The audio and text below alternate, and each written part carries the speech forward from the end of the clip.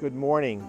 Andrew Sosnowski here from the law offices of Andrew Sosnowski in Elgin, Illinois. Today is August 31st. What an absolutely gorgeous day. It's a somber occasion though, because this is International Drug Overdose Awareness Day. And we have an event here in Waubonsee Lake Park in Aurora where we have many people coming to speak on this topic of overdose awareness. Please join. Good afternoon, I'm Dr. Robert Inturia. I'm the chairman of the Barter Foundation, and we address bullying, gangs, violence, drugs, school dropouts. And I'm here today to support because nobody should have to bury a child. Hi, my name is Bob Denon. I'm running for Kane County Board in District 4. I'm here today to understand what we can do to try and help solve this problem, solve this crisis, because it is a crisis and it hurts real people. I'm Kathy Zander. I am the founder of My Child's Life Matters, and we focus on the families who have lost a child to a fentanyl poisoning. Today is Overdose Awareness Day.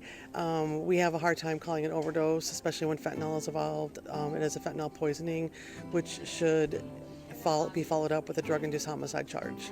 Hi, my name is Courtney Gutierrez. I am the unit commander of Fox Valley Young Marines in Elgin, Illinois. We are here today to help support and spread the awareness of drug overdose awareness. What our program does is we highly support the staying drug-free. It is a big part of our program. It is supported throughout. All of our kids participate in monthly ways of staying away from drugs and alcohol. And today we're just here trying to let everybody know about our program and the Young Marines and what we do, how we support our community, and how we support veterans as well. Hi, I'm Brisa Dominguez. I'm from Aurora University and I'm 18. I'm Emily Pridemore. I'm also from Aurora University and I'm 18. And this program we have today is going to be an amazing thing for you to bring back to other people, to talk to other students, to talk to your families. It's about drug overdose, and it's not a very pleasant topic. And you're going to hear some people, some very, very interesting stories and sometimes very sad.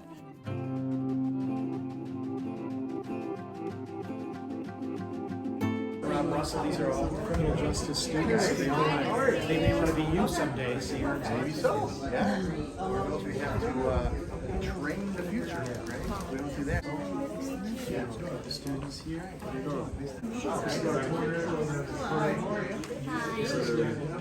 Brandon is the head of the. She runs it with her husband before, and now her husband is with the deceased. It's very painful for her. She'll be direct. I think a lot of To have a bunch of young people in the room is an amazing thing. In my classes, I think one of you guys asked me once, why do I teach and why do I do this? And I said, I want to change the world. And I really do want to change the world. And how we change the world is this. This changes the world. It's all of us. It's not just me. It's every single one of you. And every single one of you bringing a message somewhere else to somebody else. Maybe a little sister, a little brother, and maybe it's an uncle, an aunt, somebody. So we can change the world together. It's always unity to do that together. My name is Andrew Sosnowski. I'm a professor, proud professor at Aurora University and also Elgin Community College.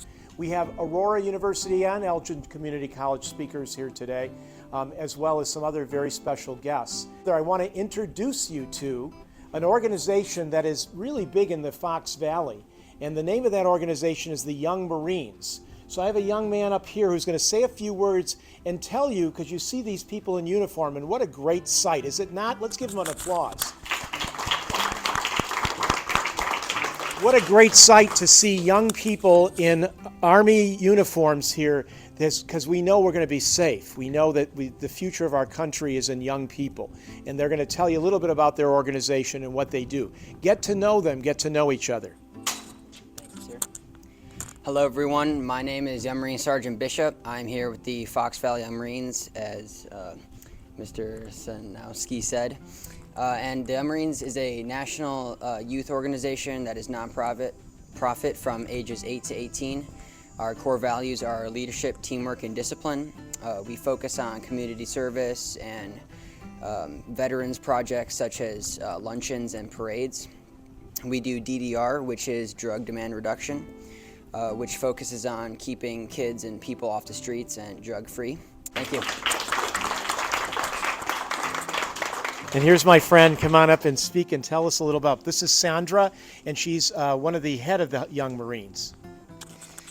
Hello, thank you for having us. I started this program, our unit started 8 years ago, and I started with the program. My son was 10. He's Andrew in the middle over there, and the success that I've watched him grow over has been amazing. One thing that we do that's very important, why we get some national funding from the Marine Corps, is we do a lot about the drug demand reduction. So this year we are doing the Red Ribbon Week. Theme is Life is a Movie, Film Drug Free. So we have these stars. Some of the kids went around and asked you to sign them. It's a pledge to be drug free. We're having our annual Young Marines birthday ball in October, on October 19th. The kids are making a drug awareness movie, and they are going to premiere the movie at the ball. And the stars that they've collected throughout the year, they're going to have displayed on the wall of all the pledges that they got to be drug free. The kids also wear these red paracords as a pledge to be drug free. So that's a big part of our program, and throughout the year we came up our own program. We did a drug-free America Rocks, and they've been painting rocks, and on the back of the rocks they have a picture of one of the people from the Faces of Fentanyl, someone who has lost their life to fentanyl, and it says their age, so it'll say Forever 19 and their name. And then also the crisis hotline, National Crisis Hotline, and we've been putting them all over America. Our goal is to get every state by the end of the year. So that is something that kids have been working on, and on the front is a drug-free message. So we have stars if the kids haven't got to you. If you would come up and sign a star that we can add to the wall, and then also we do have some rocks if anyone wants to write a drug-free message. So it's a wonderful program for the kids. It's something that people say, oh, I've never heard of you. Unfortunately, they say we're the best kept secret, and we don't want to be that secret anymore. We want to reach the youth and get out there and grow the program. So thank you for all your support. Dr. Robert Renteria is here, and Dr. Renteria has a violence prevention program. He's a very, very big name out there in the violence prevention arena, and I'm going to have him just say a few words to you, if you would, Doctor. Thank you. My name is Dr. Robert Renteria. I've written a bilingual book series called From the Barrio to the Boardroom, a graphic novel called Mi Barrio, and an activity coloring book called Little Barrio. We have curriculum for schools that we donate that addresses critical thinking. We have a curriculum for churches that we donate to help get our kids into Bible studies, lead them to Christ. I teach our kids that gangbanging and violence is not a lifestyle but a death style, and the ultimate weapon is not a loaded gun but an educated mind. I lost my father to heroin when I was 17 years old, so this is a very special day for me because it brings back a lot of memories, and I want you to know that the people here, the adults here, they're here for you, and anything you need from us, ask. You ask for help, not because you're weak. You ask for help because you have to remain strong. Thank you. God bless. Thank you, Dr. Rent. Several years ago, it's almost 10 now, I lost my nephew. My nephew died. Heroin overdose that was also laced with fentanyl. We still miss him. Thank you, Andrew, for sharing that. That's never easy sharing personal stuff, but that's why we're here today, right? Because this is a very personal type of issue that we're dealing with. How many of you have been affected, or at least know somebody who's passed from a heroin or opioid overdose? Several of you, yes. And if you don't, my hope is that you never will know anybody personally, but the numbers tell me different, that basically everybody in here at some point will know someone. So again, my name is Rob Russell. I'm the Kane County Coroner. Have been coroner for about 12 years, since December 1st of 2012. When I first took over, I had a lot of issues in the office that needed to be corrected, and we, through God's will and through a lot of hard work and some great team effort, we've been able to change a lot of that at the coroner's office. One of the things, the very first thing that I was able to change was the fact that we were not doing full post autopsies on suspected overdose deaths.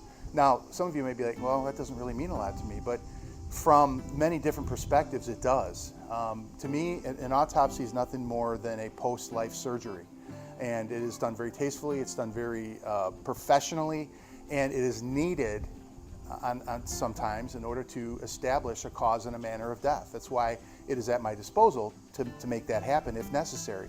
If we don't need to do it, we don't do it. But if we need to do it, we need to do it. Now, specifically when you're talking about overdose deaths, it's very important because there's other contributing factors that could cause someone to die, right? And we don't know. We can look through x-ray and that kind of thing unless we look inside the body. Unless we look inside the body, and if there's nothing else that would have killed that person, we can then look at the toxicology and say, definitely the substance that was ingested into their body killed them. And it's important from public policy standpoint, from possible criminal charges, from many different reasons why we need to do that. We were not doing that in 2012. We had 27 at that time. It was heroin deaths. Heroin was the big substance of the day, and we had 27 of them. 27 deaths. Now each death has a name, so when I say a number, I want you to realize that it is a number, yes, but each number also represents a name, somebody's life. And to me that's important. I take that stuff seriously. Because why? Because this is what I do, number one. And number two, I have a family.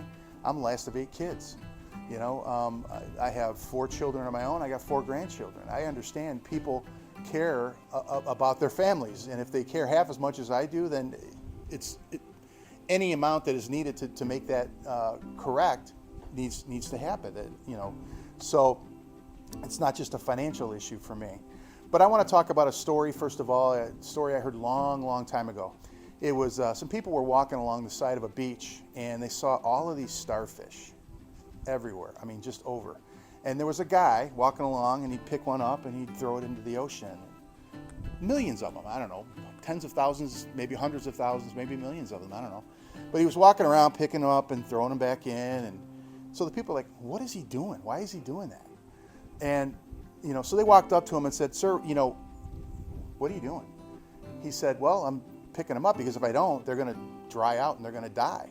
And they're like, did you see how many are out here? How are you going to be able to handle all of these and save all of these starfish? And he said, he stopped, he bent over, picked another one up, threw it into the ocean and said it made a difference to that one. That's the way we have to look at this drug thing. It is something that it seems like it's so overwhelming to many of us. But you know what? And we can't solve the macro problem, but we can help that one person. We can do that. Maybe have that one conversation. Maybe have that extra bit of Narcan, that we can have in our cars or that we carry along with us, and maybe save a life. So that maybe that person someday can get into treatment. Because guess what? If they wind up in my office, there's no more treatment. Treatment's not available anymore. So we have to look at this not only from a macro sense, but also from a micro sense.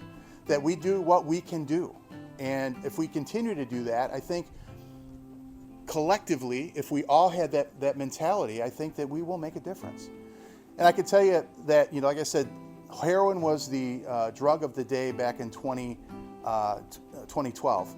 Today, about 2015, fentanyl hit the scene because actually our enforcement agencies and our convictions and everything started to make an effect on the actual heroin, which is a plant that comes from Afghanistan and trafficked through Mexico. Comes from everywhere, but mainly through Mexico. And so the enforcement agencies were having some success with the actual heroin as a substance, but then when they figured out that they could buy this stuff called fentanyl or the compounds that make fentanyl and are able to make it very cheaply, the drug cartels went to that and ordered it from China. Came to them, from China to Mexico, where they continued to already have their operations. It was a lot cheaper. It was much more. Again, they were able to circumnavigate through the channels that were there as far as enforcement, and it just exploded onto the scene in about 2015, to the point to where that 27 that we had in 2012, in 2021 that number was 78 deaths that we had. So from 12 to 78. The next year in 2022, we had an additional 78 lives. Again, not just a number, those are people's names. Just think of them that way. I give you a number because that's the only way I can represent to you how many and how big the problem is. But that each and every one of those numbers is a name, is a family member, is somebody that, a life that was not fully lived. So last year in 23, we had 71, so we went down 6. I'm hoping and praying that this year we go down again, because we have really stepped up our efforts with trying to do this kind of thing. Talk to people, to try to, express how important it is that if you think you might need help, ask for it. Or if you think you know of somebody who might need help, there's many. I mean, we can never do enough, but we are doing some things. Let's pick up that starfish and throw it in there. You know what I mean? That's what we need to do. I think that's all we can do. I mean, I remember I played football back in college, okay? And I remember, everybody would always thought about wins and losses, right? I can't control the wins and losses. I was a lineman. I mean, I didn't even touch the ball hardly. I don't think ever. But what I can control is the next play. And I can control how I use my foot and how I step and how low I get and how quick I come off the ball. That I can control. I can't control wins and losses. But if we look at ourselves as a player in this system, we cannot control the outcome of the game. We can only control what we can do. And I ask you and I implore you to please do what you can do. Now, what is that? Well, we've got lots of Narcan that's going out all over the place. It's not a solve-all. It's not a panacea. It's not a silver bullet. It's not. I'm going to be honest with you. But it's something that we can do. We can get that out. We can keep that with us. We already have stories of people that have been saved from Narcan that has come from my office. Now, that's pretty ironic, isn't it? That the people are being saved through the coroner's office. It's kind of ironic, I think. But it's happening. And I think my job is not just to process the dead, although that is my primary function. It is what I'm elected to do. I am also a law enforcement professional. That is what it says in the statutes that I am. I am a law enforcement officer that has the same powers as sheriff. That's verbatim from the law. Now, I don't go around, pulling people over, writing tickets, because that's not my primary function. But I do have police powers in that sense. So, but I do stick to what my primary mission is. But also a conservator of the peace, they call it. And that's really what our sheriff is, and what our law enforcement professionals are. They are conservators of the peace. They are peace officers. And the way that I can keep peace is to help keep people alive. I would like to do that, and I'm doing that, and I'm going to continue to do that as long as God allows me to be the coroner here. Now, whether that be through handing out Narcan, or whether that be working with Dr. Renteria, getting his books out, and speaking to our troubled youth who are, God knows today they're confused with all kinds of different things that the world is telling them. We have youth that need, I guess the proper word is love. They need to be loved. And how they can be loved is by showing them you care. Simply, just show them that you care. Hey, here's a book. Hey, is there anything I can do to help you? Is there anything that we can do to move forward and help you? There's some people that I know can help you. There's a guy by the name of Dr. Renteria who has been through some of the things that you've been through and may be able to help you. I'm really excited about the partnership that we're going to have, because he's experienced things that I'll never experience, and I've experienced things he never has. But that's the beauty and power of building a team. When you have a team, you don't have to know it all. You just have to have somebody and know somebody who's been through something. Because 2 things that I've learned. Number 1, you got 2 ears and 1 mouth. Right? Use them proportionally. Parents always said that. Listen twice as much as you speak. And maybe some of you are saying, Robbie, I do that now. But the second thing is you don't have to learn from your own experiences. Your own experience is not the best teacher, actually. The best teacher is other people's experience. A great, example of that is when we were going through, when I was a cop, and we were going through taser training. They're like, well, you have to get the taser. You have to get tasered in order to be certified. And we're like, why? Well, because you have to experience it in order to know that it works. I'm like, really? Do I have to get shot too? No. Other people's experiences are a better teacher than your own. Now, not to say that there are going to be some bad things and some experiences you're going to have. Use them, of course. But you don't have to be the primary source of your experience. You can learn and utilize other people's experience and do better. And if you remember nothing else, remember that. 2 ears and 1 mouth, and other people's experience is just as good, if not better. It's better, actually, than your own. I'm here today because I care about each and every one of you guys, and I care about the people and the families that are going to pass away in 2025 and the rest of 2024, and I want to help thwart some of those deaths. I think it's important. I mean, the two universal things. Number one is we all are born and we all die. I share with everybody the fact that I was born and that someday I'm going to die. The good news is most of us, and hopefully everybody here, will live long, healthy lives, will live way into their 70s, 80s, 90s, have a great life, get married if they want to, have kids if they want to, have an awesome career if they want to, whatever it is that they choose. That is the facts. But some of us here will know some people that won't have that privilege of living into their later years. So it is our responsibility, I think, as those individuals who share those experiences of life and death, to try to help if we can. You know, and that's why I'm here today, because I care about each and every one of you guys. We've handed out over 1,000 cartons of Narcan in the last 2 months. So we're really upping our game with this. And again, it is not a panacea. Don't get me wrong.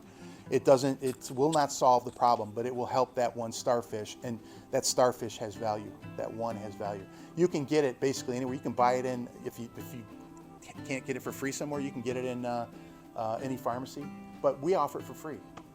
There's an organization called Live for Lolly, and it was founded by a girl whose brother, Alex Laliberte, who passed from a drug overdose. So she founded this organization. She was able to get those ones that you were talking about. They actually talked to you.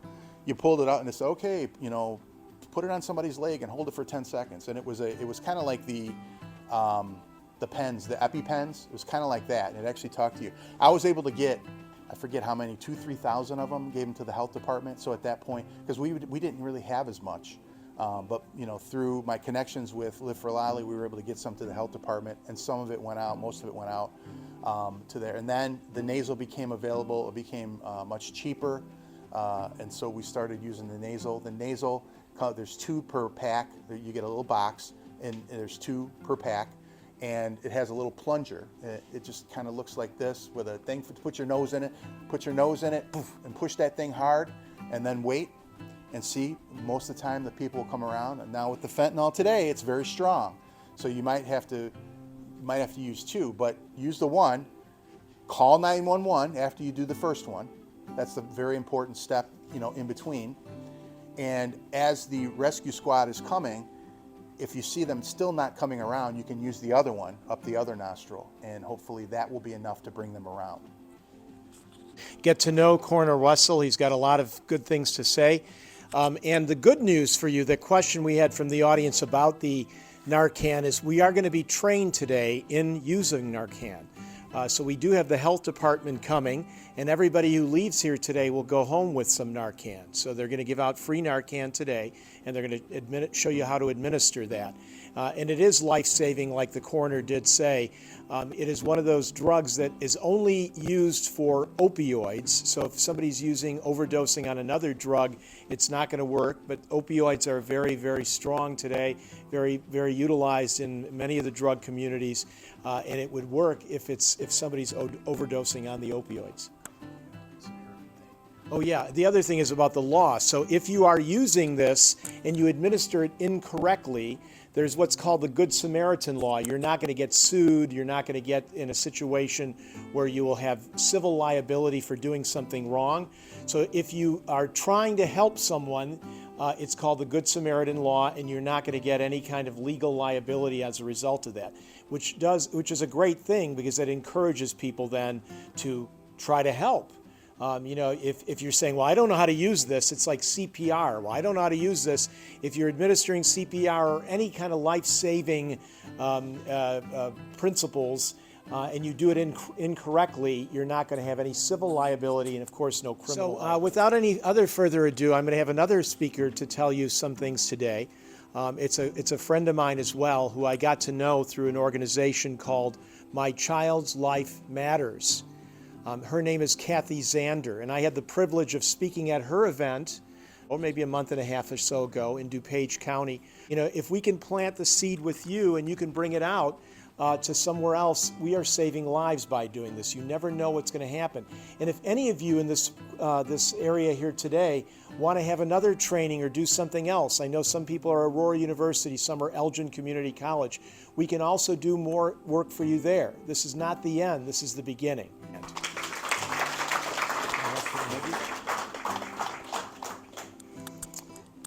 My name is Kathy Zander, as you said. Our organization is My Child's Life Matters because every child's life matters, and it is always someone's child, regardless of the circumstances.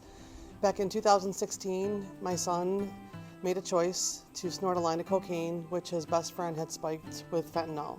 And I will say that again, his best friend spiked it with fentanyl.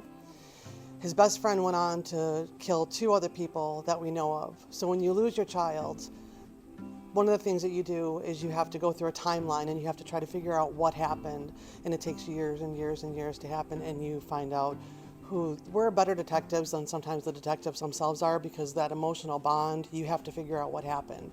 Back in 1989, the state of Illinois passed a law for drug-induced homicide, where if I was to hand you something, whether you injected it, inhaled it, snorted it, however you took it, if you were to die from it, I would go to jail for a drug-induced homicide.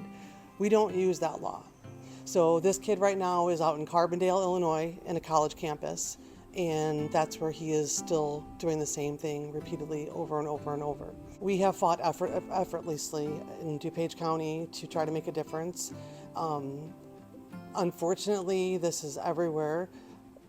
Politics have become more important than people, more important than human life.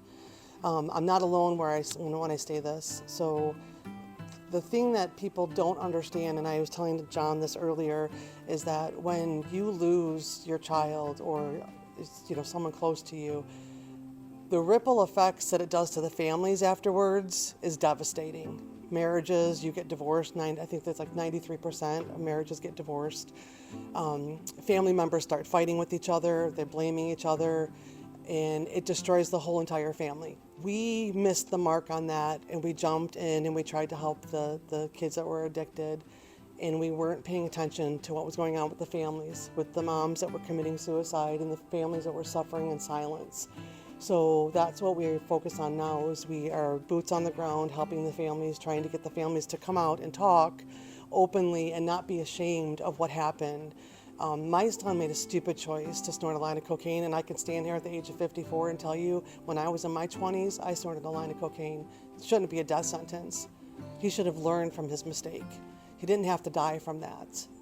And everybody needs to understand their worth. So you might feel kind of one day, but you're not. I mean, there's someone that loves you, and there's someone that does care about you. And if you don't feel that way, then find someone else that will. That will make you feel that way. Just so everyone knows, this is a lethal dose of illicit fentanyl. So it's like 2 grains of salt, depending on the weight of somebody, could kill you. Last year at the DEA Family Summit, Ann Milgram, the head of the DEA in Washington, D.C., told us that our children died from China making illicit fentanyl from less than a penny. So our children in America are dying for less than a penny in the beginning start of it. When we lost John in 2016, we were losing 124 a day. That number has jumped to 307. As Ann Milgram stated, that is a plane crash every single day coming down on American soil, and nobody is talking about it. The stigma that goes with this needs to get kicked out of under the carpet, rather than the addicted ones getting kicked out of the carpet. So 95% of these kids nowadays, they're not addicted. They're going on Snapchat and they're buying an Adderall or a Percocet or a Xanax online, and it's pressed with fentanyl, and that's what's killing them. So this number has changed. It used to be 4 out of 10. Now it's every 7 out of every 10. So The fentanyl test strips that they give out, I'm not a fan. I'm just going to say that honestly, because if you break open a pill and if that little piece right there had fentanyl in it and that was the piece that you took, you're gone. That's it. So just, I know it's the saying, you know, just don't do drugs. Just, it's not worth it. It's not, one high is not worth getting, it's not worth losing your life. Like they had stated, we do a motorcycle ride every year. We ride for all the kids that we have lost. We do this nationally. We rode for about 8,000 kids, and that park was covered in faces.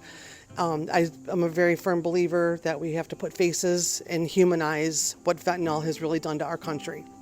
There's babies in there that have touched this. There are 20-year-olds, 30, 40, 50, 60-year-olds.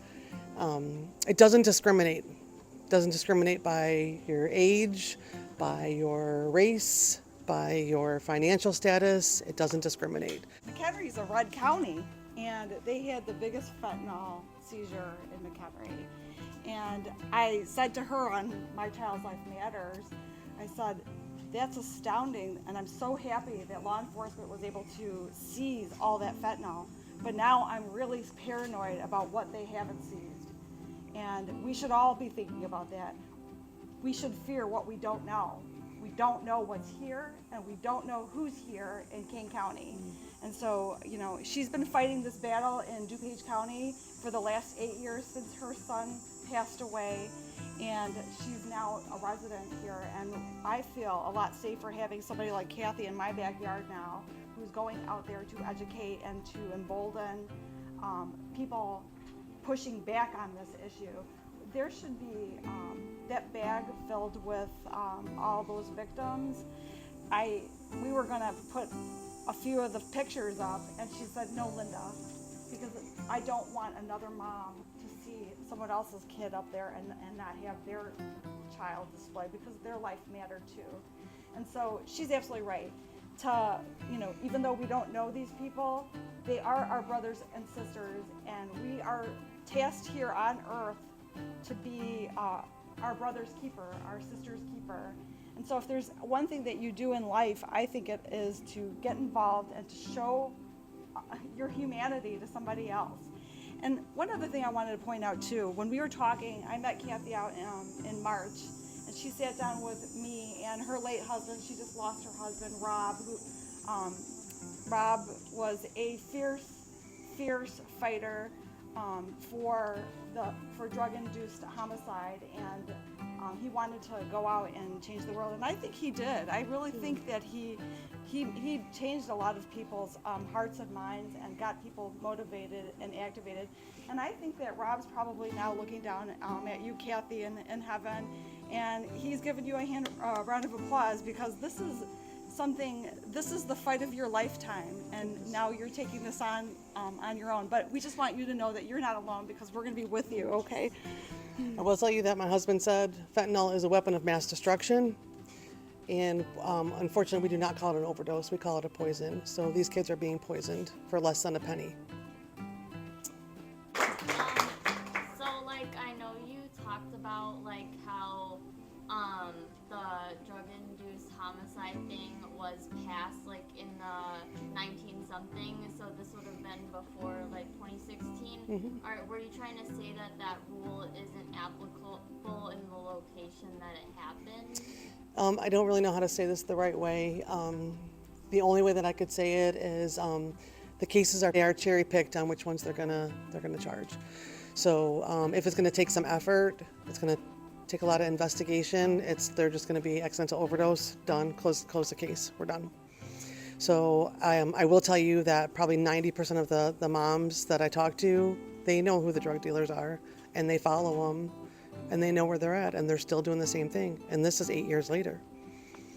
So if he would have been stopped, one starfish would have been, you know, thrown in jail. 2 other families would have their kids still right now. So like, you've been trying to push for him to have a drug-induced homicide case, but it's not being investigated? So the day I got everything from one of my son's friends, in text messages. I sent it to the sergeant of Glendale Heights Police Department, and I got a phone call back the next day telling me that he was really sorry that the statute of limitations is up for a drug-induced homicide. Statute of limitations in Illinois is for 3 years. I had the House rep get a bill on the floor to try to lift that, because if it's homicide, there should be no statute of limitations. But unfortunately there is. And then COVID hit, that bill got kicked to the curb, and I cannot get anyone to talk to me about it ever since. So the medications that are somehow laced with fentanyl, are those medications kind of phony? Or, you know, like if you go to the store and you buy fentanyl drug, you have to worry that those might. If it's prescribed, no. Anything from the streets. I wouldn't trust anything from the streets. Yeah. Everything's being pressed. There's pill presses now. You can find everything out on the DEA website as well.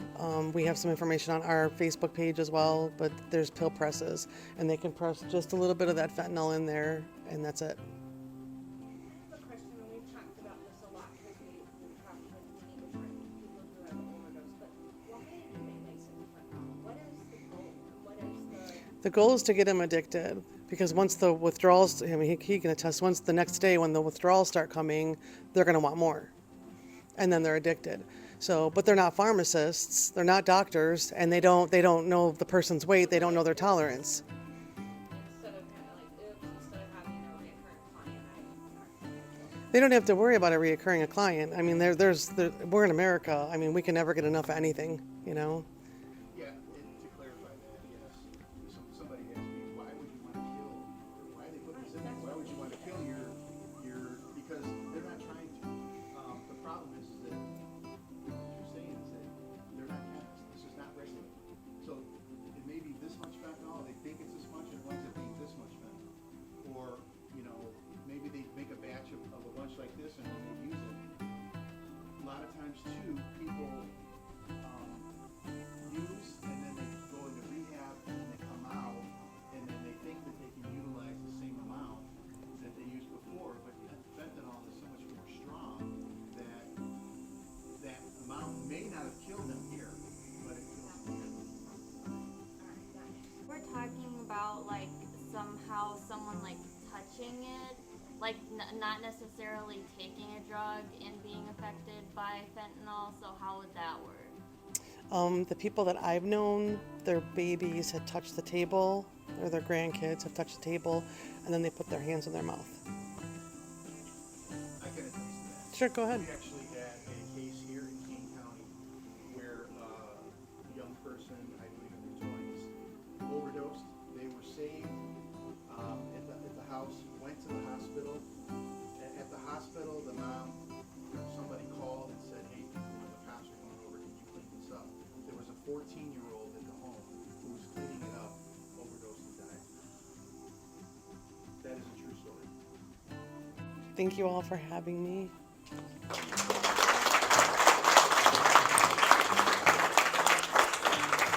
Thank you so much, Kathy, for coming out and sharing your story. And let me follow up a few things on this that I've heard. Number one, again, we have young people in this crowd. I can't impress upon any of you enough that this is a dangerous world we're living in. You heard things that actual drugs that you're thinking just to get you high recreationally can kill you. And if you think it's fake, it's not. You hear the statistics, it's growing. And here's the sad part about that is as Kathy said, a lot of these drug manufacturer street people who are pushers have pill mills that they can actually press these and make them look like the actual drug itself. So it looks like you're getting a drug from a pharmacist when in fact on the street you're getting something that's been manufactured and laced with something that's going to kill you. Now again, it's not purposeful, but that's a really big, strong message. Back when I was younger, back when I was probably your age, most of the young people here, was in 1980. That's when I was your age, in 1980. And at that time, we had Ronald Reagan was president, and his wife was the drug person that actually did stuff, and she said, just say no. And that didn't work because just saying no is not enough to make people stop using drugs. But in many ways, today where we're living, that message has to resonate again. These messages that the young Marines are sending out to make yourself drug-free, those are going to save your life. So even if you're thinking you're using something recreationally just for fun, it can kill you, and it truly is, and it's not something to scare you, but this is the reality that's going on. You've heard from the coroner, you heard from a lady who lost her son's life. You're going to hear from law enforcement. The other thing I'm going to tell you from a perspective as a prosecutor, I'm a former prosecutor, as many of you know were my students and not. They are very, very difficult cases to prosecute. Drug-induced homicides are hard because who is the one that's giving the drug? Sometimes you don't know it. And Kathy's right. A lot of prosecutors, which I hope I would not be one of those, will cherry pick their cases. We used to say that sometimes a prosecutor wants to see it on tape. They want to have it like the smoking gun, somebody standing with the gun on a videotape before they do it. Sometimes in prosecution you have to be aggressive. And you have to go after individuals and take your punches and take your kicks and take your licks to stand up for the victims of crime. And if that happened more often, maybe we would scare the people who are doing this into a situation where they're not doing that. They're not going to come to our communities. They're not going to push this poison in our communities. So again, that's a message that I want you to bring home with you. The just say no message is still strong, but it's hard to hear. But understand that message is coming back because people are dying. A good friend of mine, Dr. Todd Rameljack, who was a former sergeant with the Elgin Police Department, and he'll give you some law enforcement perspective on this problem as well. Thank you. Thanks, Drew, for having me today. I'd just like to say a couple thank yous. First off to Drew for having me out here today on this such important topic. When Drew asked me to come out, I was coming out no matter what. So I really appreciate it. We do have a great team here with the coroner here also. I really am appreciative of what the coroner has done for our program at Elgin Community College. We want to have a strong criminal justice community, and the coroner does everything he can for our criminal justice program. He lets us come there and view autopsies, unfortunately, but it's a great experience for the students, people who want to get into this type of career. I know the office is always open to us, so thank you, coroner. One thing, Drew, I want to mention what he's done and how committed he is to the criminal justice area and these programs is that he was nice enough to initiate a scholarship at the Elgin Community College, the first one we've ever had for criminal justice. So with his generosity, we've been able to start our first ever scholarship. So thank you, Drew, appreciate it. So I want to Drew asked me today to come in to talk for a few minutes about my perspective when I was law enforcement in Elgin, at the city of Elgin, and things that we're seeing in the area of overdoses, and it is very prevalent. It's every day. Drugs are in everything. And one of the things I was thinking about as the coroner was giving us some of the timelines with heroin and whatnot. I remember when Narcan came out, I mentioned it, that we were trained on it to shoot it through the nose, and then we were given the shots in the leg. If we suspected an overdose. And I will tell you, it was an amazing effect that it brought people right back out of their overdose. I mean, they literally snapped right out of it. You would give somebody the shot through the nose, and within a minute, they were up and around and alert, and it had started to reverse the effects of the Narcan. It was so amazing that we started to give some of our officers life-saving awards, because they were saving lives. They were out there. I remember the first time we used it, the officer went out there, gave the person the Narcan, they came out of their OD, and they were fine. I mean, the paramedics still show up, and we gave that officer a life-saving award. But then we started doing it 2 times a day. And then we were starting to give the Narcan several times a day, multiple times a week. And now it's just become an everyday thing that we, at law enforcement, does and uses. because of the seriousness of the drug use. And, if there's anything we can do here, I appreciate Kathy for sharing her story. Those are the ones that, they're tough to hear, and she has the strength to come here and tell us all about it to make us better and get us back out in the community.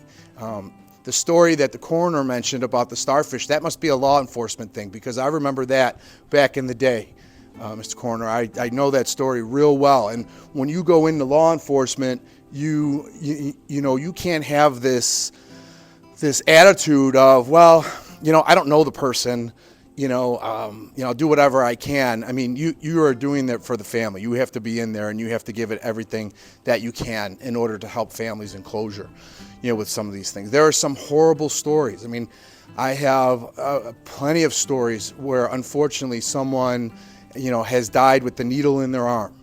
When we get there, as soon as we show up, they have the needle in their arm, and they're having difficulty breathing. They're just about dead, and their body is just trying to get any oxygen that it can. And I remember one vividly. The gentleman was on his couch, and his roommate had called us in, and I got there first. Paramedics were right behind me, and he was on the chair, and his head was going back and forth, and he was just trying to get any oxygen that he could, but his body was already shutting down. Overdose from heroin.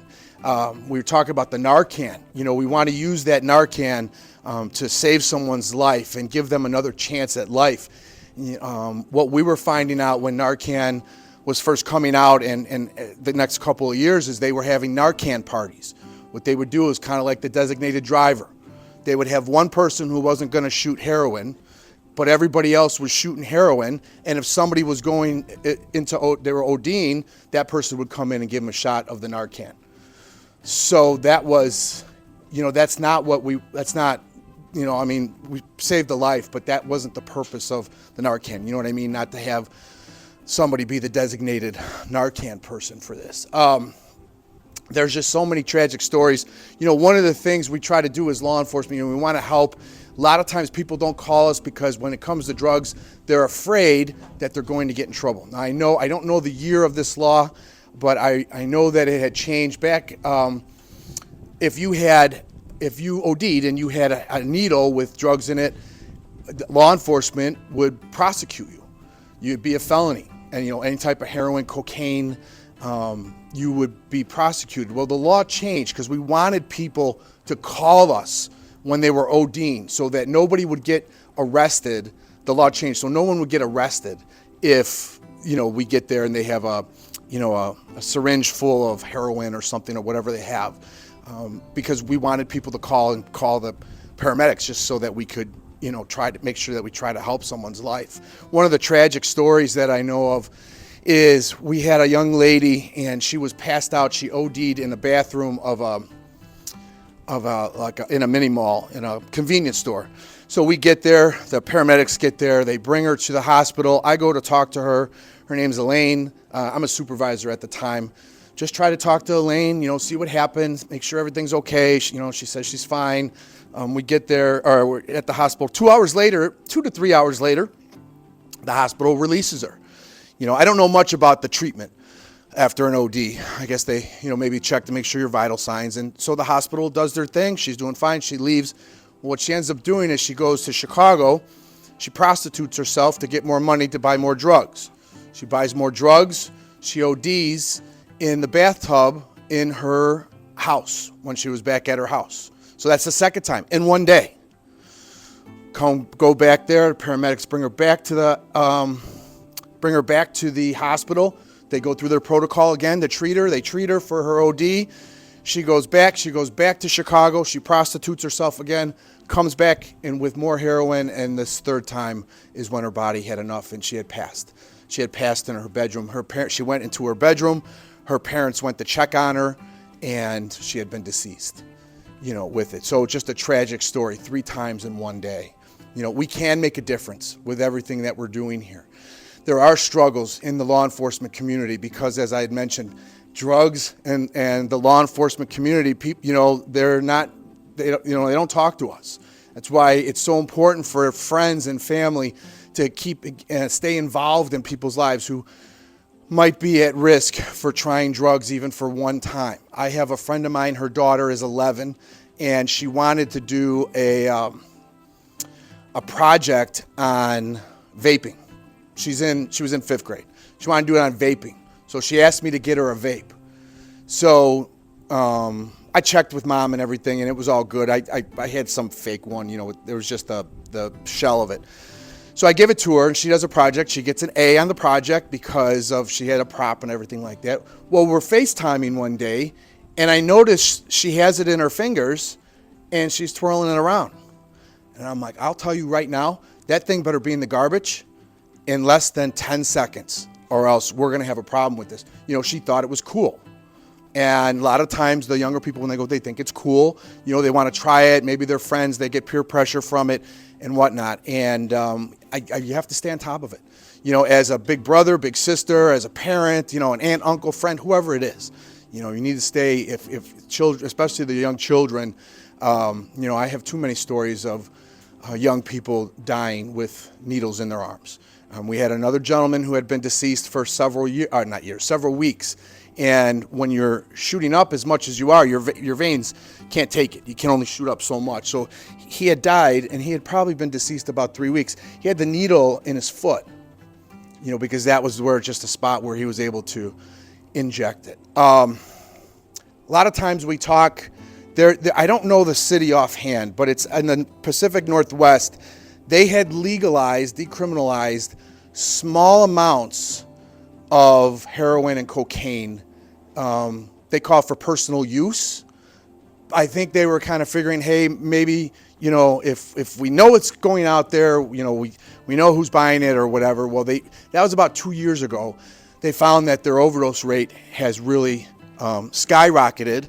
So now they're changing their laws back to criminalizing the small amounts of personal use, those hardcore drugs with it. One of the things that I wanted to mention when I teach in my classes about, we talk about the laws and things that have changed, and sometimes drug use is looked at as a victimless crime.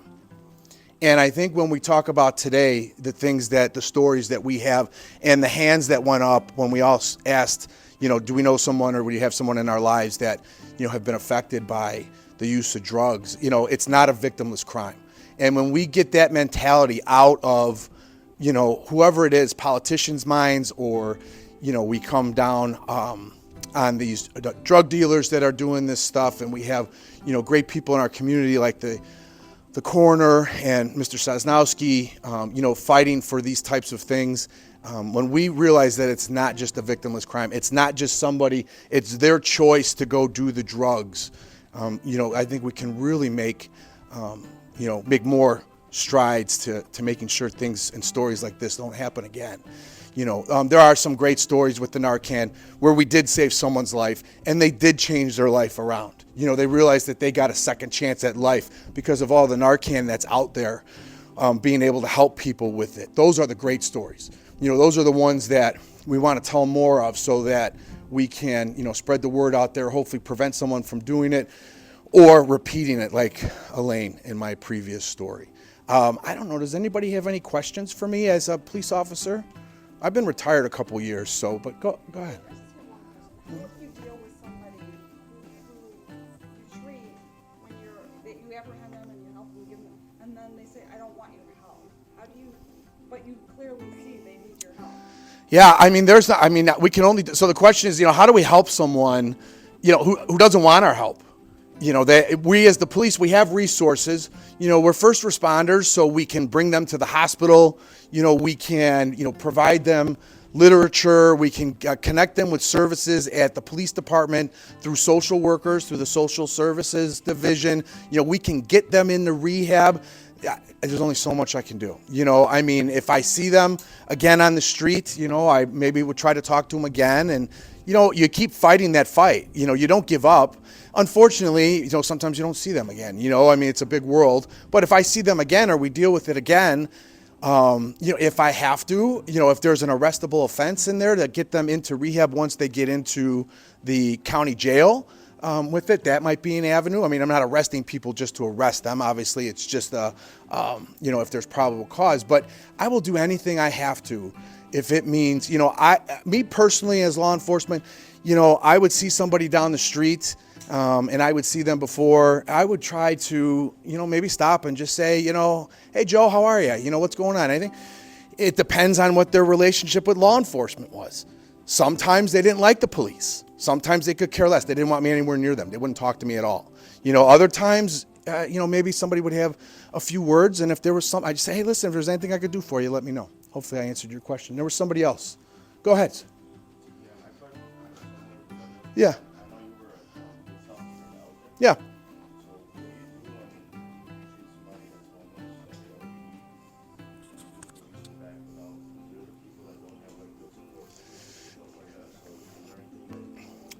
Yeah, I mean, we do the best we can. There's several homeless shelters within the cities and their social service networks. And, we don't treat them, so if there was an OD situation, an overdose situation, we would call the paramedics. The paramedics would treat them, more than likely transport them to the hospital, for treatment. After that, if there was a scenario where maybe it was something just on the street, I can't force anyone. I can't arrest someone for being homeless, to help them, to bring them into, a shelter. We would offer them rides, to whatever homeless shelter there was. Sometimes the shelters had rules where you couldn't be intoxicated or under the influence of drugs because it caused problems in the homeless shelters themselves. But if it's a dangerous situation, we would do the best we can, with what we have.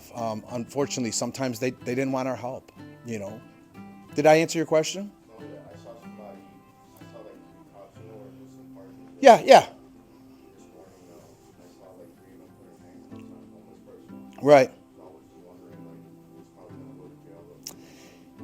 Yeah, well, we don't know what that's about, offhand. So we don't know the whole story. I mean, if the police officers are putting them in handcuffs, could be they're under arrest. Maybe there's a weapon around or something along those lines temporarily, so we don't know the whole story. But I wouldn't put handcuffs on somebody to transport them to the homeless shelter, necessarily. So, but like the Elgin police, I mean, I know them really, really well. We would do whatever we can to help the homeless. I mean, there was a gentleman, he was, he was out. You saw him in the community. There were several homeless camps in the community, and it was his way of life. It's what he liked.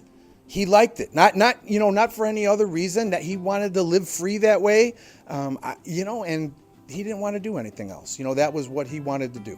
So we're always there to help, if we can. Sometimes they don't want, and on top of it, sometimes the police are not the best people because people see the police, they think of handcuffs and this, that, or the other. That's why we need, great people like all the groups that are here to talk to someone and try to convince them to come in. Somebody sees me as the police coming along and I'm trying to talk to them. It all depends on what their relationship with the police is, as I mentioned before. So if they don't like the police, I'm not going to be able to get through to them at all, but maybe somebody here could. Okay, great question. Anybody else? Go ahead. So I know, you talked about how a lot of times you bring people to the hospital and whatnot. So, how is it handled when, for instance, a homeless person, they can't afford, the hospital bills? How does that work out? Yeah, I'm not sure how the hospital handles that offhand. I know the hospitals around, all hospitals and people in emergency room doctors and nurses and paramedics and whatnot. They do whatever they can regardless of whether or not someone can pay the bill or not. I don't know how the hospitals handle that. I don't know if it goes through some public aid. I'm really not sure how to answer that question. But I do know one thing is that it doesn't matter whether you can pay the bill or not. Those doctors and nurses and paramedics and everybody in the the emergency care system there for the ODs and the homeless individuals they're giving it 110% for them. Great question. Anybody else? Go ahead. The question is, while I was in law enforcement, when I saw so many of the overdoses, did it ever affect me personally? Absolutely it does, because that person has a family. As we were mentioning earlier, that person has a family. When I would go in there, I never looked at people as just kind of like, well, thank goodness it's none of my family. That's not how it was. That person has a mom, has a dad, has a brother, maybe has kids, has family members who care about them, and maybe that's what they needed in their life, and I may be that first person who cares about them, and I did care. As the coroner had mentioned, he had mentioned some numbers. Those are just numbers to make it easy. They're names, they're people. They have lives. They were in, people cared about them, and I'm sure they cared about some other people, in their life. It did affect me all the time. The children, anyone, to be quite honest. I mean, it didn't matter if they were older, younger, or anything. It does hurt you because you see them, they're deceased now because of the OD. You see them with that needle in their arm. It's just like, what made you do that? Why did you put that needle in your arm? I just couldn't understand why somebody would do that. There was a gentleman, his name was Robert. I was at another police department for 5 years prior to Elgin, and I had probably arrested Robert 20 times myself, and I was a newer officer. And I said to him one day, I said, Robert, aren't you tired of getting arrested? It got down to the point that I didn't even handcuff him anymore because I arrested him so many times. I'd be like, just, come on in, Robert, you got a stolen car. You can't have a stolen. So we bring him in, and he says, I just can't stop smoking crack. He goes, I just can't do it. He goes, I go through rehab, and when he came out of rehab, so the only thing he knew how to do was he called himself a body and fender guy. He would fix up cars, that were in car crashes. And he says, I don't know what it is. He says, but when I smell the fumes from the chemicals for the paint for the car, he says, I associate that with crack, smoking crack. And he goes, I just go right back to smoking crack. He goes, but I don't know anything else to do. So it was a vicious circle for him, with some of that stuff. That was sad to see. He had died, not from, I don't exactly know what his cause of death was, but I had heard he had passed on a few years later after I left. But they all hurt me, because, maybe some of them, or we mentioned earlier, someone had a question about, you see the homeless person or whatnot. Like, I see the homeless person who might have a drug addiction also. And, there's somebody in the community, and next thing you know, you hear that they passed on, and you had dealt with them, and you wonder if there was something I could have done more. Could I have said something differently to maybe get them in for the first time into rehab, but so those are rough. That is really kind of a rough thing. Go ahead. On that, a lot of these people, Dr. Randall Jack, their students want to be law enforcement. They want to be police officers, many of them. So one of the questions I think too is, have you seen any of your officers or yourself get physically hurt by some of that? Like you heard about like a needle from fentanyl or any of that stuff. Is there any kind of dangers in this profession from that? Well, yeah, the fentanyl thing is real. We saw that picture of how much can affect you. And, we have the stories from the coroner about how little it was, for some of these cases. It is a real threat. It is a real, you have to worry about it when you're on the job. If we ever, when we thought that there was fentanyl involved or anything, gloved up, double gloved up, did whatever we had to in order to protect ourselves, with it, because we don't want to bring that home. And I think one of the stories was, they got brought home and a baby touched it. And that's a real thing with that fentanyl. That's not just people, stories here. That is how sensitive that and potent that drug is. That's for sure. The needles, you always had to worry about getting stuck with the needles. The officers always had, when we were patting people down or checking things in their car, searching cars, we always had to worry about getting poked by a needle. So that was a real big concern. One of the things I wanted to mention with the drug-induced homicides, I was a detective for a long time, and we had talked about, these types of situations. And as Drew had mentioned, they are very hard to investigate. And just like any other of these, when it's a homicide, murder. And I remember one specifically where it was a drug house, and someone called us anonymously and said that there was someone who had OD'd in this apartment. So we had gone in this apartment. Now this house was well known for dealing drugs. People were coming in and out of it. We would make stops whenever we could. Officers, watch the foot traffic in there, but we couldn't be there 24 hours a day. And we go into the house, and the gentleman, he's probably in his early 40s, and he's on the couch, and he's been deceased for several hours already. I'd say several hours. I'm not an expert at it, just by guessing several hours. But the one thing that I know when we went in there is that the house or the apartment was spotless. Just absolutely spotless. And you could smell the bleach. Somebody had cleaned up in there. So when we were trying to investigate this, we contacted, we knew who the tenant was that lived there, and we talked to him. And I don't know how he got there. I leave my apartment unlocked. People go in and out. I had nothing to do with it. I don't know who cleaned it. Unfortunately, we didn't have much to go on, in terms of that type of case. He might have overdosed on his own. That's a story that we couldn't say didn't happen, or was there someone else there with him? So they're really hard. It's really hard to, investigate and look into those types of things. But the apartment was spotless, and the whole place was just a pit to begin with. So, that was one that was pretty tough on us, not to really try to, get down to the what had happened there. I appreciate your time and listening to my story. So, okay, let's, fight the fight here and keep doing what we need to do in order to make this world a better place, as Drew had mentioned. Thank you, Drew. Thank you. Isn't that amazing? You have a law enforcement officer here with that compassion, and that's what we have. And I'm seeing that a lot now in the law enforcement community. A lot more law enforcement officers are understanding that using drugs is not a criminal activity as much it is a societal issue, as much it is as a use problem that people are having more than an abuse problem. And it's a matter of taking away stigma sometimes so that we can solve this problem. You heard Dr. Remeljack talking about the laws that came out when he was in the force, saying that when somebody has drugs, that if a law enforcement officer comes, they don't arrest the person because they want to get in there. Now, sometimes when I look back and when I grew up, I say, wow, that's pretty amazing. You're not going to arrest somebody and they have drugs and it's illegal? That's horrible.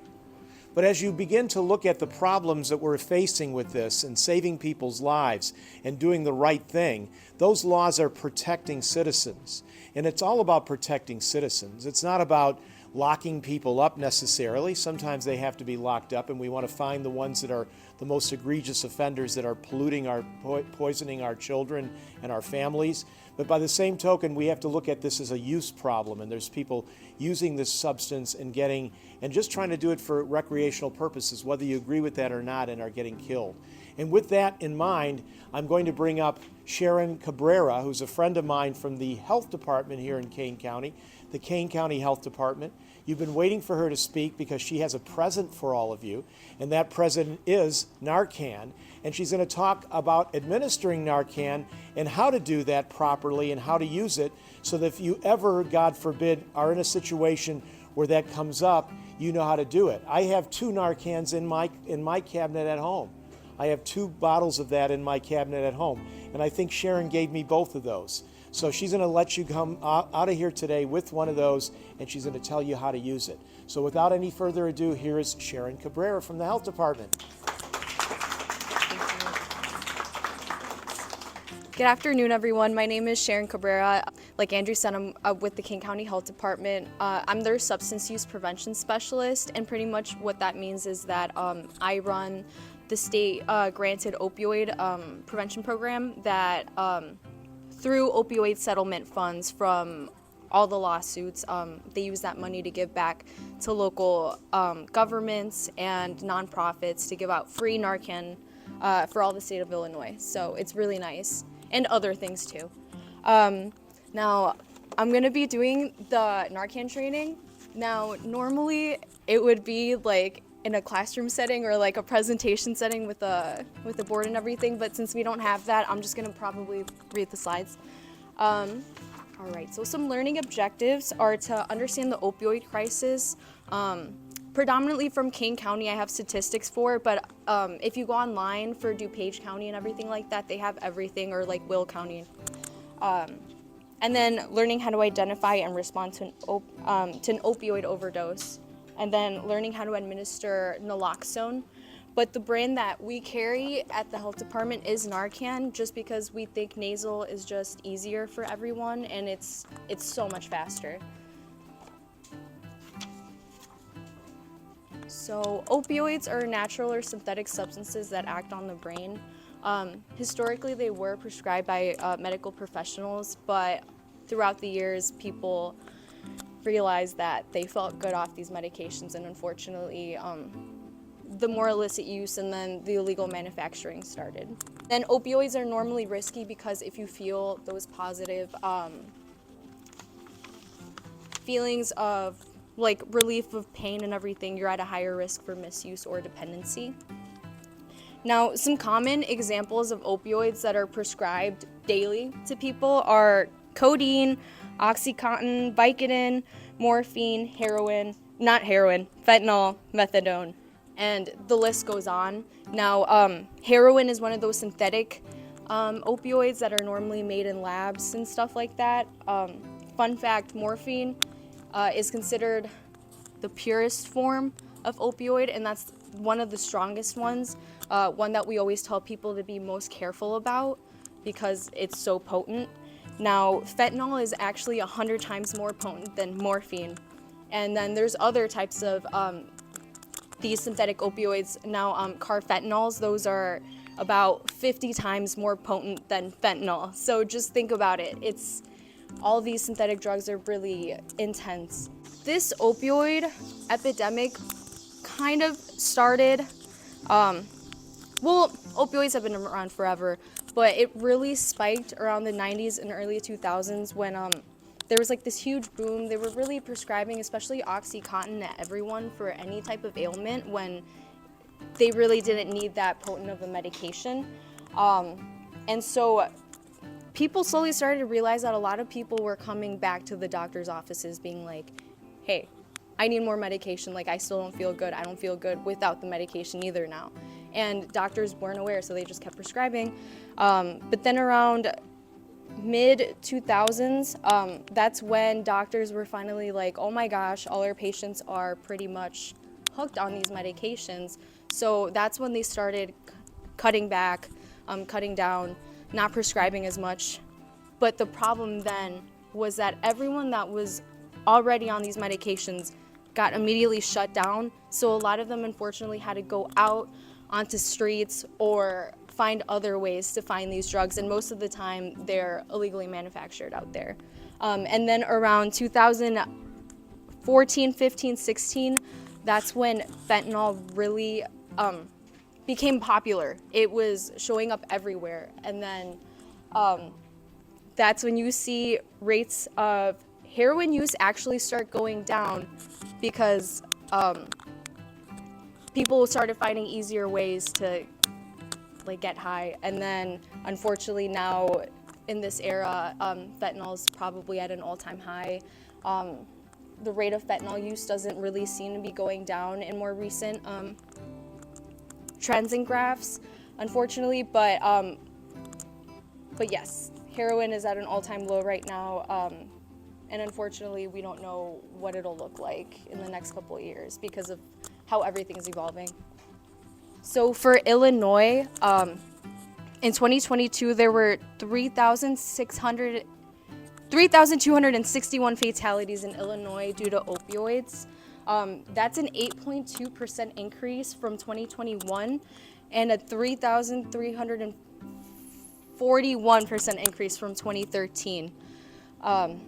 And synthetic opioids, specifically fentanyl, pretty much in these cases, where people died in 92% of those cases where fentanyl was the reason for death. So for Kane County, unfortunately the data that we have most up to date is up to 2022. So for 2022, from 2018 to 2022, there were 353 opioid-related deaths. The average age of death in Kane County was 42 years old, which is another thing I want to hit. A lot of people always think, oh, this is like a young person problem. This doesn't affect people that are like older or anything, but the statistics show it's people that are midlife just working. In Kane County, there were 2,223 opioid-related deaths, overdoses, not deaths, treated in Kane County facilities. And then in 2023, 54% of overdoses happened at home, which is another important thing because if Narcan wasn't there, potentially 54% of like those people could have just died then and there. From those statistics, 86% of those overdoses were successfully reversed. 8% unfortunately did not survive, and then 6% we're not too sure of what happens. We're very fortunate enough here in Kane County that most of the police departments are really helpful with this, and they're really trying to help this problem. So we give all the police departments the Narcan, and then when they use it, they actually report it back to us and let us know if it was successful or not, just to know this important information. So an opioid overdose normally occurs when opioids overwhelm the receptors in your brain. And this causes you to kind of stop breathing because your muscles get so relaxed, your body just can't do it anymore. Overdoses used to take about 1 to 3 hours to happen, but now with fentanyl out and all these other synthetic opioids, you pretty much see it almost instantaneously, like within seconds. You can literally see them okay, and then their eyes shut down and they just drop. And then normally opioid overdoses are caused by taking more opioids than prescribed, mixing them with other substances such as alcohol. Alcohol actually speeds up overdose process. Fun fact. Most of the overdoses that we get, like about 95% of them are also co-occurring with alcohol. And then taking more opioids than a person can tolerate. Then things that increase risk of opioid overdose, things that people don't really realize or know unless you're like in law enforcement world is like, mainly like in Kane County, you see the recent release from a detoxification program, like a rehab or something, or a jail. Most of these people, unfortunately, when they go into jail, they'll be taking a certain amount, and then they'll spend like, let's say 3 months. And then in those 3 months, they don't touch anything. They pretty much are weaned off the substance. But then when they get released, they go and try to do that same amount that they were before, and then that's how normally they end up overdosing and passing away, unfortunately. And then another one is a discharge from the emergency room, or after an opioid overdose. Like the officer said, unfortunately, a lot of people, right after they get out of the emergency room, they almost immediately use again. And sometimes they can't get to the same person, or they just take too much, and that's how they normally overdose. So some ways to prevent opioid death, what we tell people with prescriptions is to just take them as prescribed. Talk with your medical provider. There's always alternatives to opioids. And then for people who don't use prescriptions or are just using it illicitly, we always tell them to seek substance use treatment for the disorder, because it's really bad right now. And then we always reiterate to not mix it with alcohol, and then know where to find Narcan, either where you live or where you work. It's always important to know just in case this emergency happens. So distinguishing between someone who's really high versus overdosing, it can be kind of hard to tell the difference when that's going on, just because a lot of the times, a lot of overdoses look very similar. I know a lot of people normally will think someone's overdosing, but they're just like very high off of like Xanax or something like that. Now, the way you'll know if someone's overdosing is that if you pinch them, if you try to do sternal rubs, if you try to like scream and shake them and everything, and they're not responding at all, they're overdosing most likely. Because even if you're really high and you pinch someone, they'll still go, like stop. If they're trying to brush you off and stop, they're most likely not overdosing. But if you're not sure, the beauty of Narcan is that it doesn't affect anyone. It doesn't hurt you. People always say it's pretty much as safe as water. So you can administer that with no problem. We've had people administer it to people that were just passed out because of dialysis, thinking that it was an overdose, but it was just that, and they were fine. And then always call 911 also if you're unsure, because you never know what that person took, and Narcan only works on opioids. So if you were to Narcan someone that didn't take an opioid and they're overdosing, that would be bad. So always take them to see a medical professional. So the steps of responding to an overdose, step 1 is recognizing the overdose. Signs are gurgling and snoring, blue lips, fingers. It's really easy to tell an overdose. Me explaining it is not doing it justice, but you'll just know. They can't breathe most of the time. There's like almost no pulse at that point. So those are normally indicators to look out for. Step 2 is attempting to arouse, sternal rubs, earlobe pinches, anything that'll get a reaction, even shaking them, screaming their name. Don't slap people. And then step 3 and 4 are pretty much the same, calling 911 and administering naloxone, whichever one you can do the quickest. And then step 5, which is actually really important and a lot of people don't do, is staying until those emergency responders arrive. Just because sometimes they'll need information or just need to know what happened or if you know anything, and it's and also for the person overdosing, sometimes they don't even realize that they overdose. So it's just important to just be there for the person too. Why use naloxone? It's pretty effective. Like I said, it reverses the effects of opioid overdoses, and the beauty of it is that anyone in Illinois can be trained to use it and can train others to use it too. So right now, since I'm training you guys, technically you can go out and train a group of 200 people right now, and they would technically all be certified to use naloxone. And it's pretty safe. There's no potential for misuse or addiction with it, which is really nice, because it's an antagonist, so it blocks stuff. And then it's like I said, it's safe. It's as safe as water. It can be used on children, women, pregnant women, and even dogs. I know our Kane County Sheriff's Office is always Narcaning the police dogs because they're always having to sniff for narcotics. And then it won't hurt anyone who hasn't taken opioids, like I said before. Even if it's a different type of medical emergency, it won't affect them. And, Narcan binds onto your brain, to your opioid receptors. It's pretty interesting, but yeah, when it enters your brain, it binds onto there and it pretty much bumps the opioids off your receptors. And normally, it takes 2 to 3 minutes for Narcan to do that in your brain. So that's why we tell people when you give Narcan, wait 2 to 3 minutes to see if they have a reaction.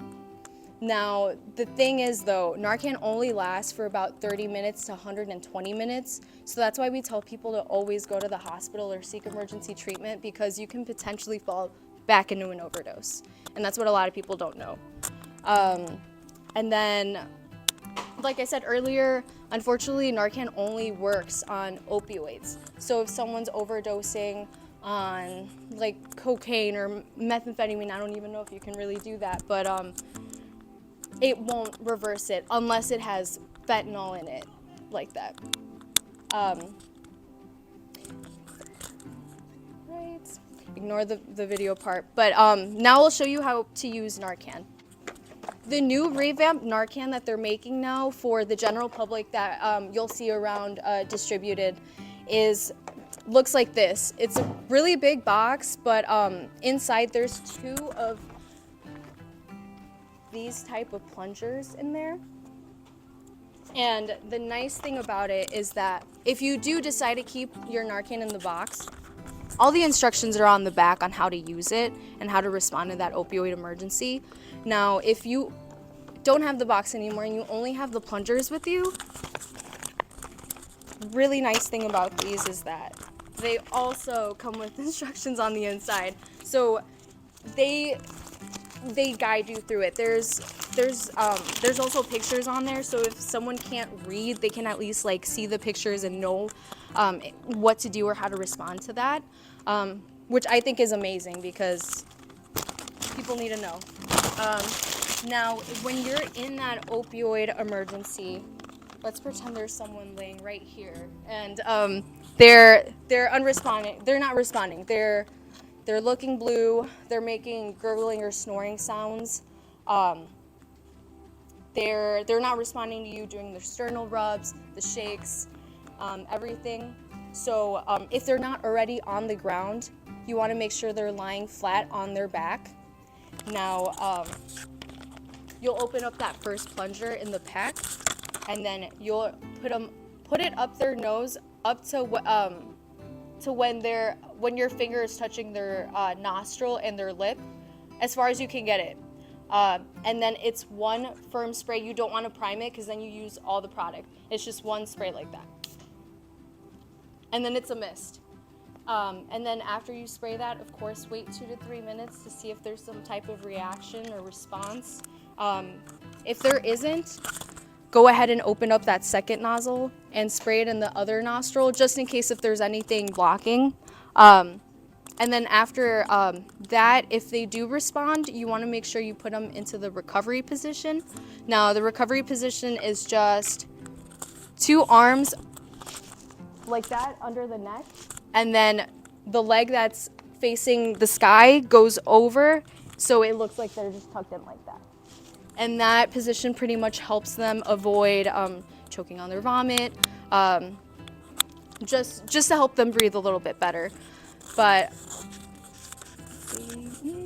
I'm forgetting something, hold on. If they don't respond to those 2 doses, of course, important thing. Hopefully there's 2 people when you're in this emergency, because someone should be calling 911, regardless if you're administering naloxone or not. You don't need the police per se. If you can drive the person, if you know the person, you can drive them to the emergency care, do that, or just call the ambulance to take them. But if they don't respond, we normally don't recommend people to just keep giving Narcan, because it shoots people straight into withdrawal, and they can potentially get a little bit aggressive with people and or get really sick. But you do save a life. But there is no law against like giving nonstop Narcan. You can do that too, but just letting you know, people won't be happy.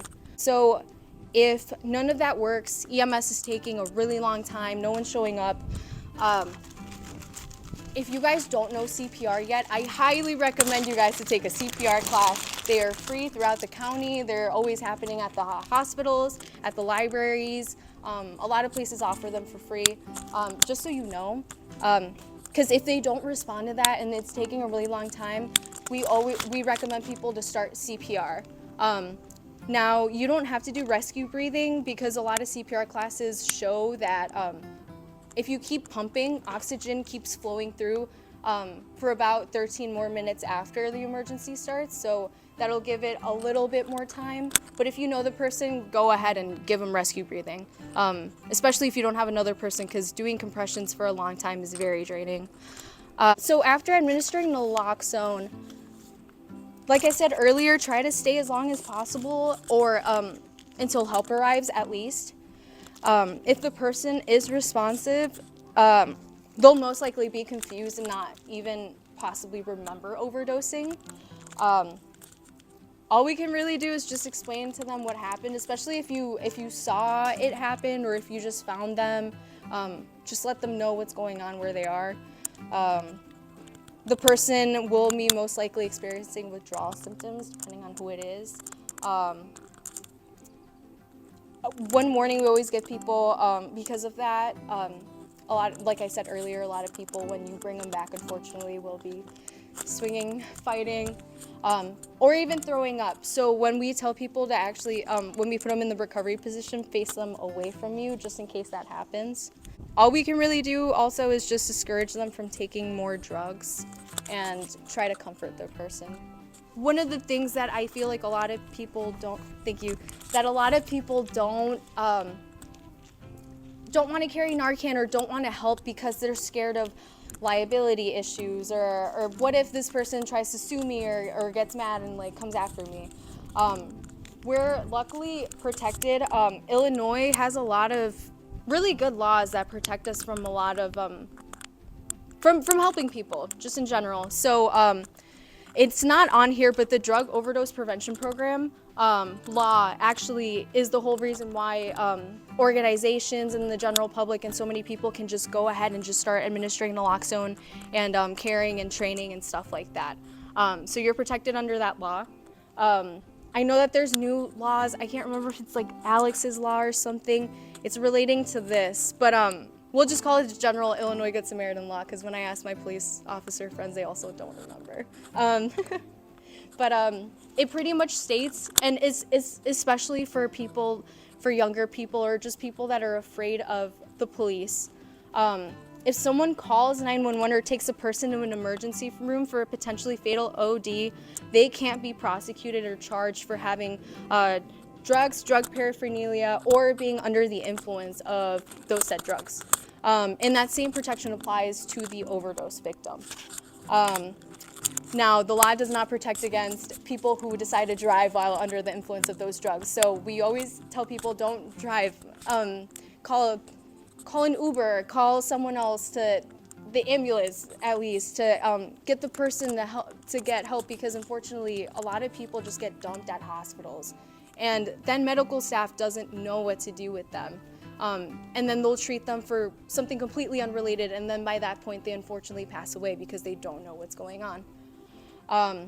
Now, the possession amounts for people who may be taking the person who's overdosing, they're only allowed less than 3 grams of heroin, less than 3 grams of morphine, and then fewer than 40 grams of prescription opioids. So it gives them a lot of leeway. And most of the time, these are just written out laws just to have something on paper. I know in Kane County, they won't prosecute you. I don't even think they really look. They just care that you bring the person in, that you save a life, which is awesome.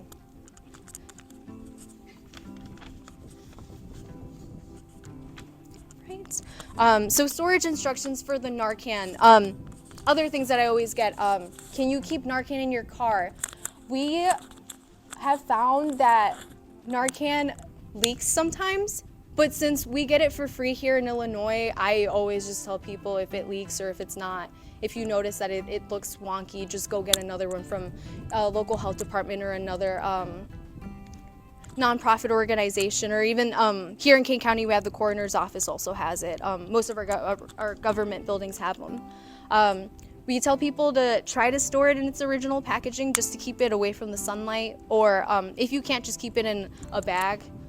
And then they normally say to store it below 77 degrees to keep it like at its optimal peak, keep it preserved forever temperature.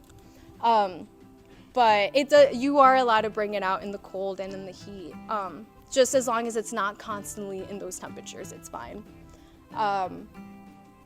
Narcan nowadays, all the new batches that are coming out now, despite this one saying that it expires January 2027, they just released a protocol that says that they extended the shelf life for 2 years. So this one actually expires in 2029, which is really cool.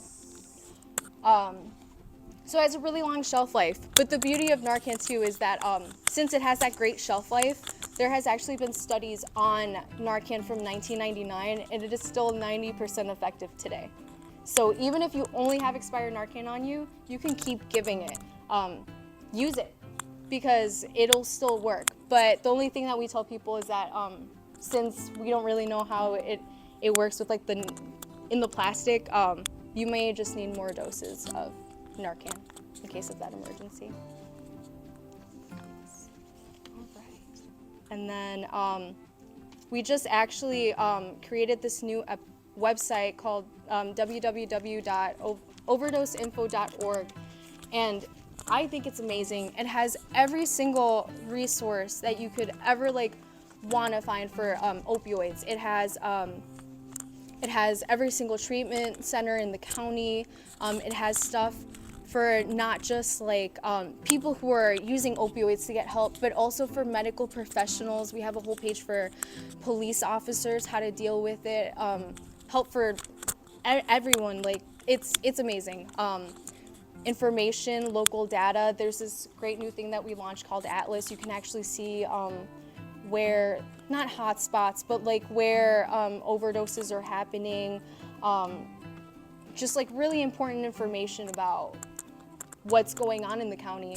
And also, I'm gonna plug this too, because there's this new program called MAR Now that started through the state, and a lot of people don't know about it. It's not on here. I should have brought it, but if you call them, it's under the Illinois helpline, but if you call them, they will set you up with a doctor and a prescription for buprenorphine that day, and it only takes 15 minutes, and they set you up, they pretty much link you up with everyone. Like any help that you need, they pretty much help you. And that same helpline they also offer those lines where, like, if you're gonna use and you think that you have a bad supply, but addiction is so serious, like people will still use despite knowing that it's bad. So if you call that line and you keep them on the line, you can use with them, and if they feel like you're overdosing already, they will call 911 for you to have them help you and everything. So there's a lot of things now that are really coming out that are just made, like, it's still hard to find treatment, but it's not anymore because it's becoming really like available. So that's a great resource. That's also on the website. If you go on there, we have it linked. If you press the button, it takes you immediately to that helpline website, and that's for all of Illinois. The program's called MAR Now, Medically Assisted Recovery Now, but it's under the Illinois helpline. Oh yes, I also do trainings in Spanish. I'm bilingual, so if you ever want anything or if you know anyone that would want a training in Spanish, I can offer that too. Yeah. Yes. And then I also brought flyers. I'll hand them out if you guys want, that also have this PowerPoint. We have it linked on the website. It takes you like to a YouTube video and everything. And then I also brought free Narcan for everyone too, if everyone needs it. But we offer fentanyl test strips, xylazine test strips, syringe clippers, medication disposal kits, and yeah, that's about it. At the health department for free for anyone that needs it. So, and it's in our lobby. So does the coroner's office. Believe the sheriff's office too. Just everywhere. Everyone pretty much gives them out. So.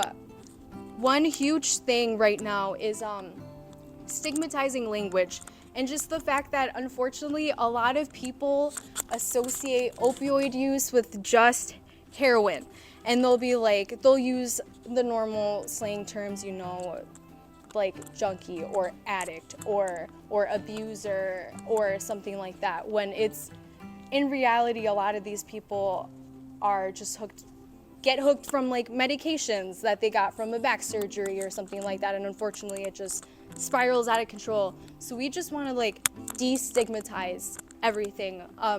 We don't want to say like, oh, that person's an addict. We say that person's a person who's using substances. We don't say substance abuse anymore. We just say like substance use disorder. So yeah, just destigmatizing all of that stuff slowly. And just to help also not only the user, but families too. Unfortunately, a lot of families won't come out and get help, or are just afraid to speak out on anything because they're scared that they're going to get judged over something that sometimes is out of their control. And we just want to show that it affects everyone. It affects everyone to some degree, and everyone at least knows someone, or if you don't know someone, you know someone that knows someone.